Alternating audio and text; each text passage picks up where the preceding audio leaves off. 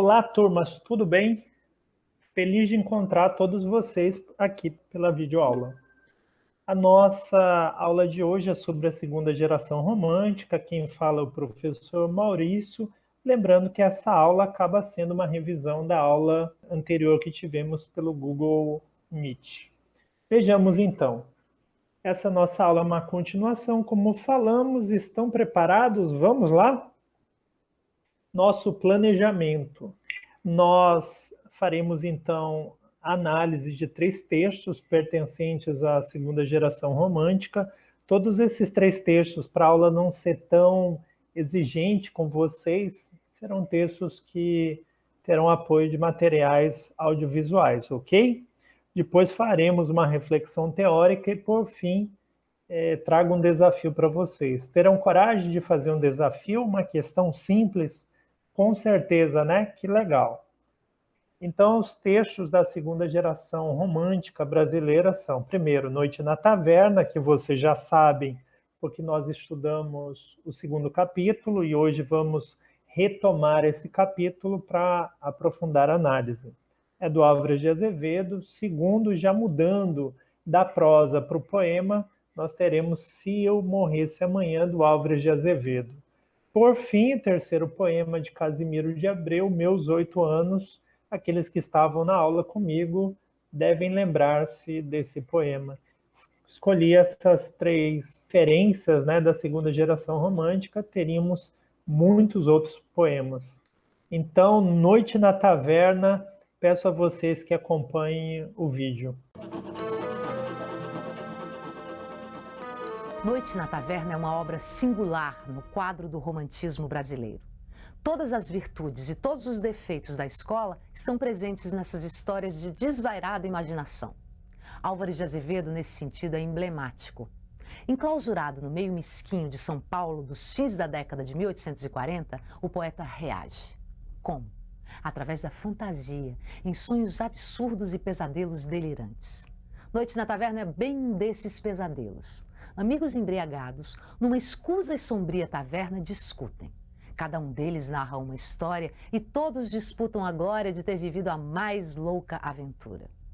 Na voz de Solfieri temos uma trama em que necrofilia e catalepsia se misturam. No texto são evidentes o horror a Poe e a perversão a Byron.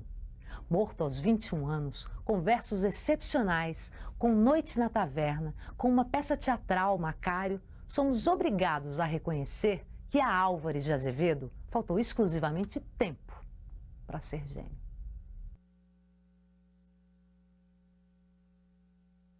Sabei-lo, Roma é a cidade do fanatismo e da perdição. Na alcova do sacerdote dorme agosto, a Máser. No leito da vendida se pendura o crucifixo lívido. É o requintar de gozo blasfemo que mescla o sacrilégio à convulsão do amor. O beijo lascivo, a embriaguez da crença. Era em Roma, uma noite, a lua ia bela, como vai ela no verão. Por aquele céu morno, o fresco das águas se exalavam como um suspiro do leito do Tibre. A noite ia bela. Eu passeava sós pela ponte de... As luzes se apagaram uma por uma nos palácios. As ruas se faziam ermas e a lua de... sonolenta se escondia no leito de nuvens. Uma sombra de uma mulher apareceu numa janela solitária e escura. Era uma forma branca. A face daquela mulher era como de uma estátua pálida, lua. Pelas faces dela, como gotas de uma taça caída, rolavam fios de lágrimas. Eu me encostei à aresta de um palácio.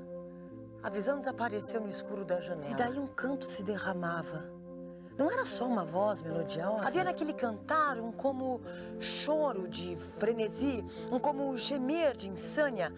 Aquela voz era sombria, como a do vento à noite nos cemitérios, cantando a nênia das flores murchas da morte. Depois o canto calou-se, a mulher apareceu na porta. Parecia espreitar se havia alguém nas ruas. Não viu ninguém. Saiu. Eu seguia. A noite ia cada vez mais alta. A lua sumira-se no céu e a chuva caía às gotas pesadas. Andamos longo tempo pelos labirintos das ruas. Enfim, ela parou. Estávamos num campo. Aqui e ali, além, eram cruzes que se erguiam de entre o ervaçal. Ela ajoelhou-se, parecia soluçar. Em torno dela passavam as aves da noite. Eu não sei se eu adormeci. Eu sei apenas que quando amanheceu, achei-me a sós no cemitério. Contudo, a criatura pálida não fora uma ilusão. As urzes, as cicutas do Campo Santo estavam quebradas junto a uma cruz. O frio da noite, aquele sono dormido, a chuva causaram-me uma febre. No meu delírio passava e repassava aquela brancura de mulher, gemiam aqueles soluços e todo aquele devaneio se perdia num canto suavíssimo. Um ano depois voltei a Roma. Nos beijos das mulheres nada me saciava. No sono da saciedade me vinha aquela visão. Uma noite após uma orgia, eu deixara dormida no leito dela a Condessa Borbora. Dei um último olhar àquela forma nua e adormecida, com a febre nas faces e a lascívia nos lábios úmidos, gemendo ainda nos sonhos como na agonia voluptuosa do amor. Saí. Não sei se a noite era límpida ou negra. Sei apenas que a cabeça me escaldava de embriaguez. As taças tinham ficado vazias na mesa. Aos lábios daquela criatura eu beber até a última gota do vinho do deleite. Quando dei acordo de mim, estava num lugar escuro. As estrelas passavam seus raios brancos entre as vidraças de um templo. As luzes de 4 círios batiam num caixão entreaberto. Abriu. Era o de uma moça. Aquele branco da mortalha, as grinaldas da morte na fronte dela, naquela tez lívida, embaçada, os vidrentos dos olhos mal apertados. Era uma defunta. E aqueles traços todos me lembraram uma ideia perdida. Era o anjo do cemitério. Cerrei as portas da igreja, que ignoro por que eu achara abertas. Tomei o cadáver nos meus braços para fora do caixão. Pensava como chumbo. Sabes a história de Maria Stuart, degolada e do algoz? Do cadáver sem cabeça e do homem sem coração? Como a conta Brantôme? Foi uma ideia singular a que eu tive. Tomei-a no colo, preguei-lhe 1000 beijos nos lábios. Ela era bela assim. Rasguei-lhe o sudário, despi-lhe o véu e a capela, como noivos despe a noiva. Era mesmo uma estátua, tão branca era ela. A luz dos tocheiros dava-lhe aquela palidez de âmbar que luxa os mármores antigos. O gozo foi fervoroso. Cevei em perdição aquela vigília. A madrugada passava já frouxa nas janelas, aquele calor de meu peito, a convulsão de meu amor. A donzela pálida parecia reanimar-se. Súbito abriu os olhos empanados. Luz sombria lumiou-os como a de uma estrela entre névoa. Não era já a morte, era um desmaio. No aperto daquele abraço havia, contudo, alguma coisa de horrível. O leito de laje onde eu passara uma hora de embriaguez me resfriava. Pude a custo soltar-me daquele aperto do peito dela. Nesse instante ela acordou. Nunca ouviste falar em catalepsia? É um pesadelo horrível. Aquele que gira ao acordado que empareda num sepulcro. Sonho gelado em que sentem-se os membros tolhidos e as faces banhadas de lágrimas alheias, sem poder revelar a vida. A moça revivia pouco e pouco ao acordar, desmaiada. Embucei-me na capa e tomei-a nos braços, coberta com o seu sudário como uma criança. Ao aproximar-se da porta, topei num corpo. Abaixei-lhe, olhei. Era algum coveiro do cemitério da igreja que aí dormira de ébrio, esquecido de fechar a porta. Saí. Ao passar a porta, encontrei uma patrulha. Que levas aí? A noite era muito alta. Talvez me cresce um ladrão. É minha mulher que vai desmaiar. Uma mulher? Mas e essa roupa branca e longa? Será acaso o roubador de cadáveres? O guarda aproximou-se. Tocou-lhe a fronte. Era fria. É uma defunta. Cheguei meus lábios ao dela. Senti um bafejo morno. Era vida ainda. Vede, disse eu. O guarda chegou-lhes os lábios. Os beiços ásperos roçaram pelo da moça. Se eu sentisse o estalar de um beijo, o punhal já estava nu nas minhas mãos frias. Boa noite, moço. Pode seguir, disse eu. Caminhei. Estava cansado. Custava carregar o meu fardo. E eu sentia que a moça ia despertar. Temeroso de que ouvissem-na gritar e acudissem, corri com mais esforço. Quando eu passei a porta, ela acordou. O primeiro som que lhe saiu da boca foi um grito de medo. Mal eu fechar a porta, bateram nela. Era um bando de libertinos, meus companheiros, que voltavam da orgia. Reclamaram que abrisse. Fechei a moça no meu quarto e abri. Meia hora depois, eu os deixava na sala bebendo ainda. A turbação da embriaguez fez com que não notassem minha ausência.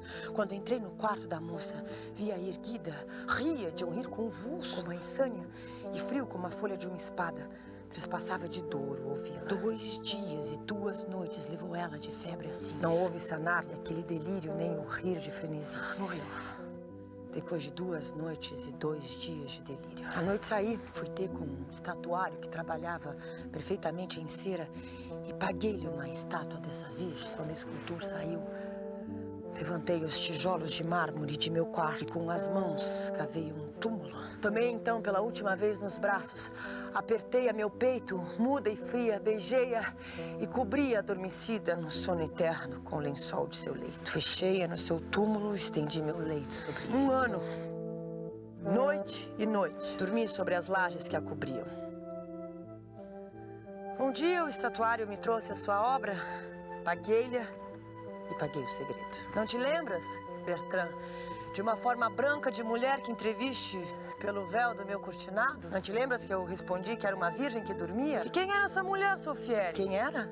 Seu nome? Quem se importa com uma palavra quando sente que o vinho queima assaz os lábios? Quem pergunta o nome da prostituta com quem dormiu e sentiu morrer a seus beijos, quando nem a dele mister por escrever-lhe na lousa? Sofieri encheu uma taça e bebeu-a. E a erguer-se da mesa quando um dos convivas tomou-o pelo braço. Sofieri, não é um conto isso tudo? Pelo inferno que não. Por meu pai, que era conde bandido, por minha mãe, que era a bela messalina das ruas, pela perdição que não. Desde que eu próprio calquei aquela mulher com meus pés na sua cova de terra, eu vos juro, guardei-lhe como amuleto a capela de defunta. Ei-la! Abriu a camisa, vira-me ao pescoço uma guirlanda de flores mirradas. Verdes lá! Murcha e seca, como o crânio dela. Ok, todos conseguiram então assistir o vídeo que foi produzido por uma muito conhecida atriz da Globo e que narra todo o capítulo, né, o 2º capítulo do livro de que já falamos. Esse é um livro de conto ou novela, existe uma certa confusão por alguns autores que às vezes chamam de livro de conto, porque após o primeiro capítulo as personagens estão na taverna, nesse bar, que as pessoas vão muito para beber, né, encontrar mulheres, etc. Eles estão falando sobre a vida, bebendo muito, associando a vida ao ato de beber, né, beber vinho e tudo. Tanto que o primeiro capítulo ele é um pouquinho exigente, porque vai falar de alguns filósofos. Então, o aluno que for ler, e é importante lê-lo, sem sombra de dúvida, tem que ler com uma tranquilidade, buscando compreender o máximo possível. Ele tem 7 capítulos, nós veremos daqui a pouco. As histórias são histórias libertinas, né, de crimes, aventuras sexuais, assassinatos e tudo, vividas na intensidade delirante. É interessante entender que esse livro ele trata muito do conteúdo da segunda geração romântica, propondo esse tipo de literatura, né, que foge ao sentimento mais comum, às narrativas mais, diríamos assim, mais esperadas, né? Eles nos surpreendem com esse crime, com essa busca incessante por viver. Então, os capítulos dos livros são esses, né? Vocês podem dar uma olhada. O primeiro é Uma Noite no Século, que começa a construir a ideia do livro, e depois, em cada capítulo, uma das personagens vão narrar uma história que teria acontecido consigo. São histórias, como eu falei, de algum modo até macabras, né? No sentido de muito pouco comuns, né? Então, o Sofieri, vocês já acompanharam, o Bertrand é um capítulo interessante, né? Embora a narrativa talvez traga para muitos conteúdos e histórias pouco esperadas, né? Temos Genaro, Cláudio, Johan e O Último Beijo de Amor. Tá bom? Fica aí a dica, se no futuro vocês tiverem interesse de conhecê-lo. Então agora nós chegamos no Se Eu Morresse Amanhã. Acompanhe aí o audiovisual. Se eu morresse amanhã, viria ao menos fechar meus olhos minha triste irmã. Minha mãe de saudades morreria se eu morresse amanhã. Quanta glória presinto em meu futuro, que aurora de porvir e que manhã eu perdera chorando essas coroas se eu morresse amanhã. Que sol, que céu azul, que doce nalva acorda a natureza mais louçã. Não me batera tanto amor no peito se eu morresse amanhã.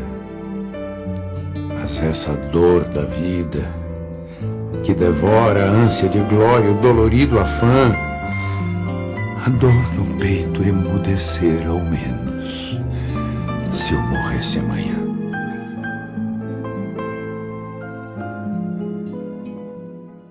Então, acredito que todos acompanharam o audiovisual. Eu destaquei essa parte, mais essa dor da vida que devora, a ânsia de glória, o dolorido afã, a dor no peito emudecer ao menos se eu morresse amanhã. Essa parte, para mim, é uma parte que é oportuna destacar para vocês, né? Porque é uma parte que vai sinalizar muito a proposta, né? Eu acredito que de muitas leituras, que é compreender o poema como essa possibilidade de morrer logo em seguida no amanhã, como uma possibilidade de evitar dores futuras, né? Então, vejamos o poema.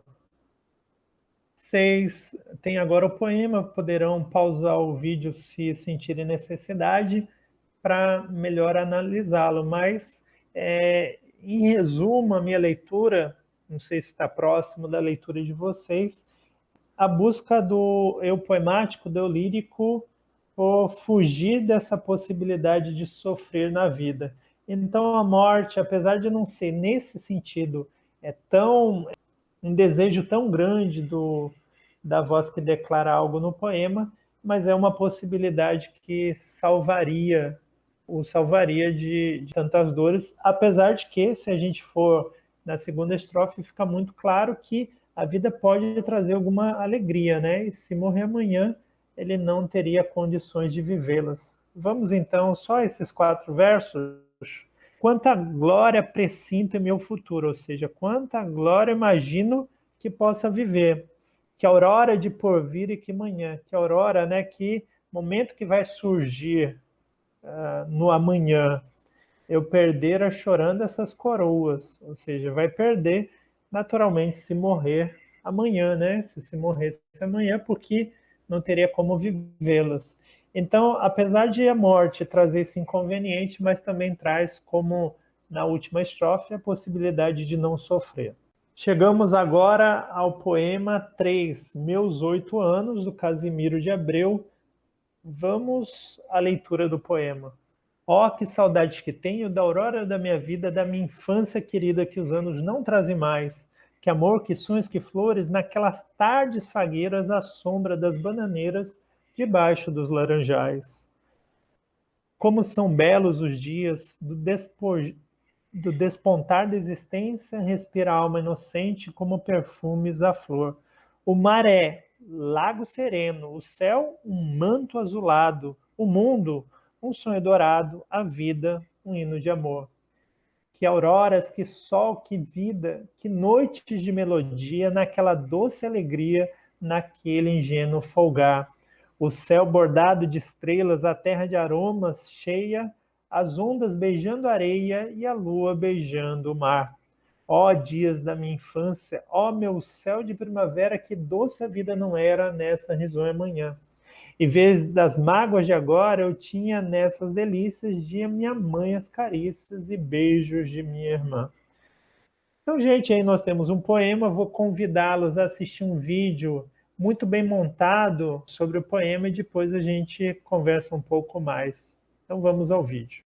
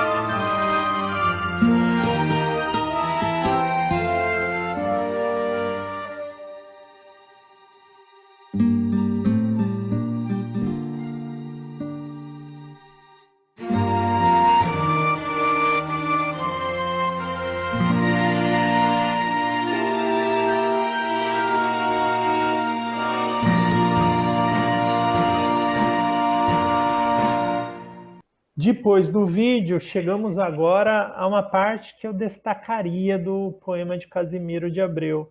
Existe, então, um sentimento, segundo a minha leitura, de saudade porque a infância era boa.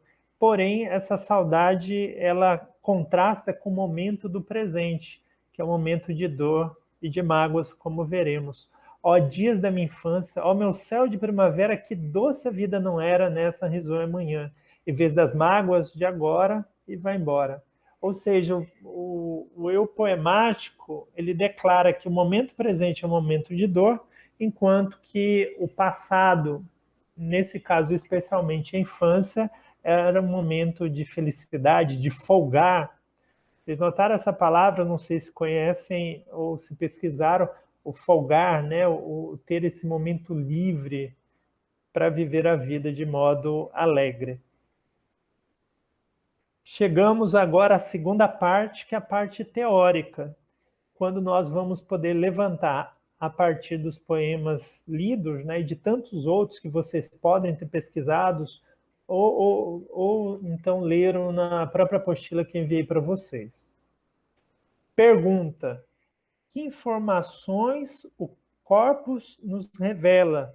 Deixa eu te explicar a pergunta. Fica calma aí, tá? Fica calma. Olha, eu estou perguntando o que esses textos, esses corpos, essa coletânea de informações de textos da segunda geração romântica nos revelam sobre a própria geração, né?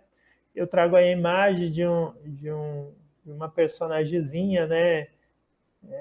Pessimista, triste, né? Eu acho que descontente com a vida, é muito próximo do que nós lemos, né, ao longo desses 3 textos e também nos textos da apostila.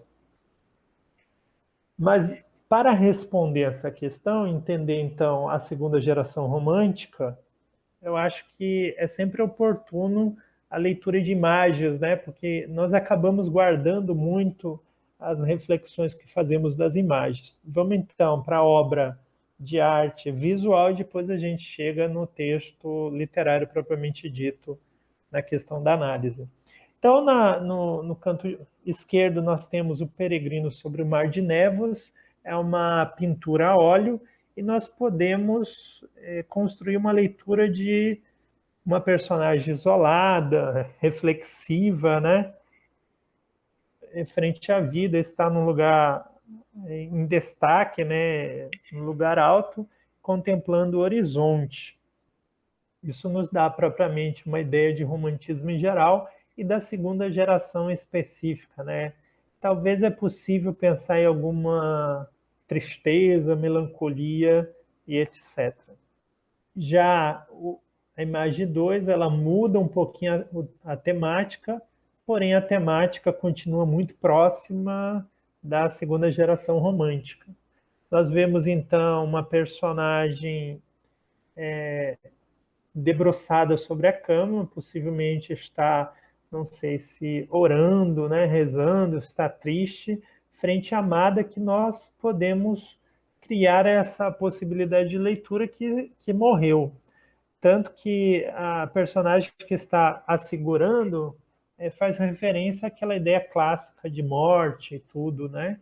E a mulher, que também podemos imaginar que é amada, ela está subindo ao céu porque ela é o anjo, né? E é uma expressão que vai ser muito utilizada no romantismo em geral e na segunda geração romântica em particular.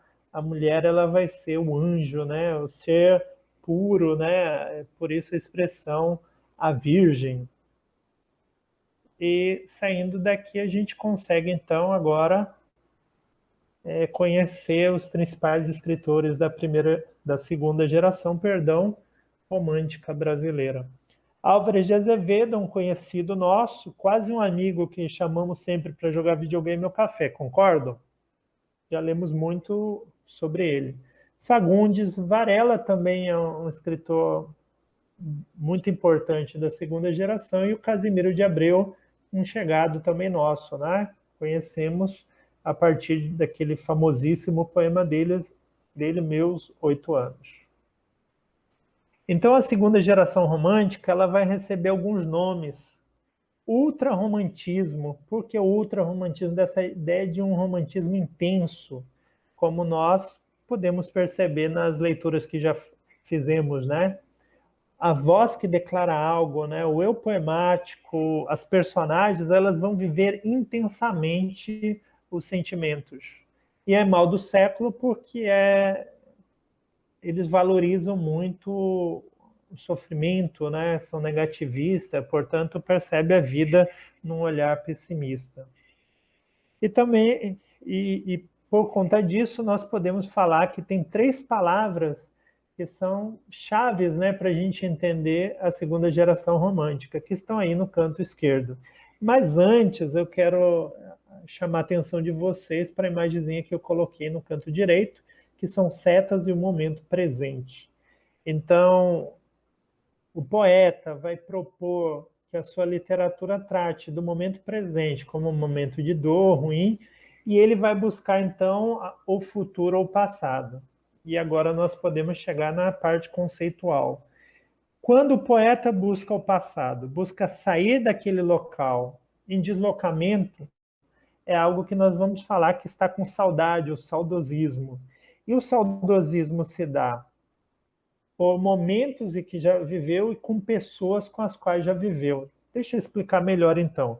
O saudosismo pode se dar em saudade em relação à infância ou em saudade de uma pessoa amada, ou porque foi embora, ou porque morreu. Se isso causa sofrimento ao poeta, as personagens dele vão propor uma fuga do presente. E a fuga do presente se dá pelo passado, como já falamos, buscando a infância e etc., ou no futuro, mas o futuro se busca a morte. Portanto, existe uma busca de terminar com aquela dor. Por isso, então, a fuga, a fugacidade. E vai redundar no que nós já devemos ter compreendido, é uma literatura que vai valorizar o pessimismo em relação à vida. Para que nós, mais uma vez, visualizemos a questão da saudade, eu convido vocês a analisarem comigo esses 2 textos. Vamos ler juntos, então? Se eu soubesse que no mundo existia um coração que só por mim palpitasse, de amor em interna expansão, do peito calar as mágoas, bem feliz eu era então. Esse poema convido também vocês a pesquisarem e lê-lo todo, porque é um poema com muita beleza, né? Do Casimiro de Abreu. Nós vamos ver aí que existe uma saudade.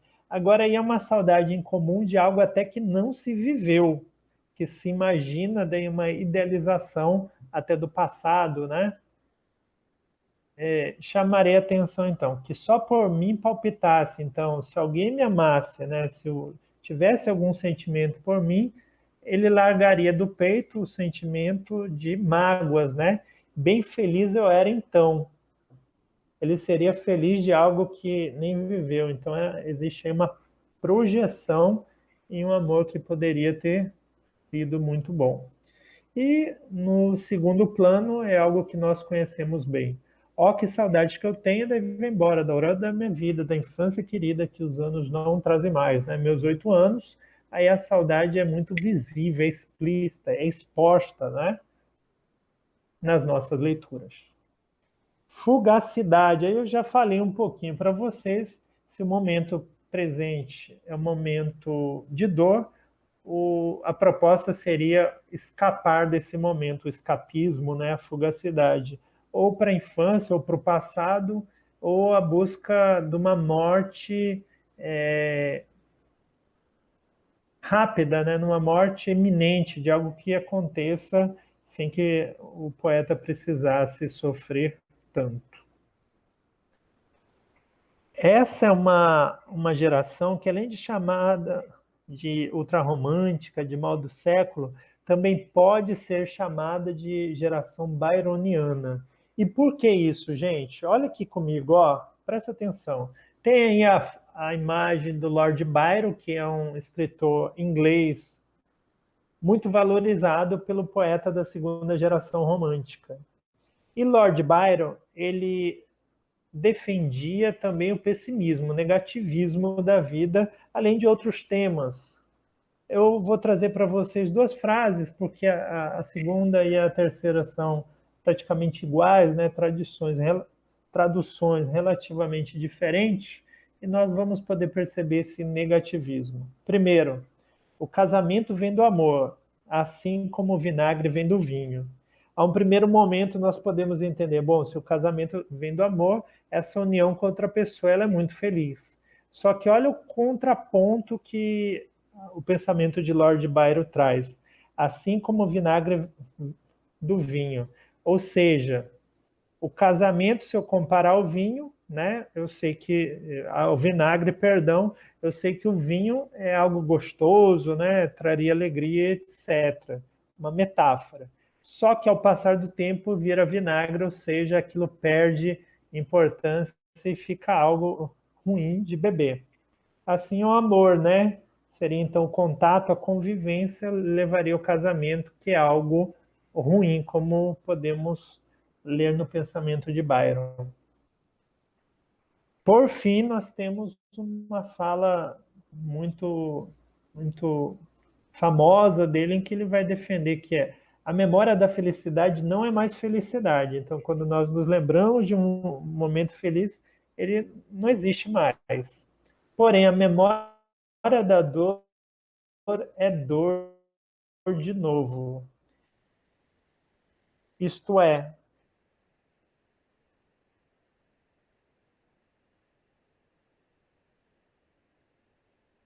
quando vivemos coisas boas, vimos pessimistas. Mais uma vez eu deixo claro para você, vai utilizar essa influência, inclusive vai utilizar partes dos pensamentos de Lord Byron em muitos dos inícios, né, dos seus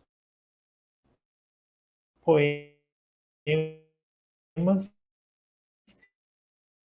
inclusive a entender como que é a composição dos temas da segunda geração romântica. Escapismo, fuga, evasão são sinônimos, ou seja, a busca de sair do presente, do momento presente, do local presente. O saudosismo em relação ao passado ou às pessoas amadas. Daí isso tudo vai causar um sofrimento amoroso. Acredito que é muito claro numa situação. É interessante porque o romantismo ele vai idealizar de modo geral, tanto a primeira, a segunda, a terceira geral. Era amada, ser puro, a virgem, né?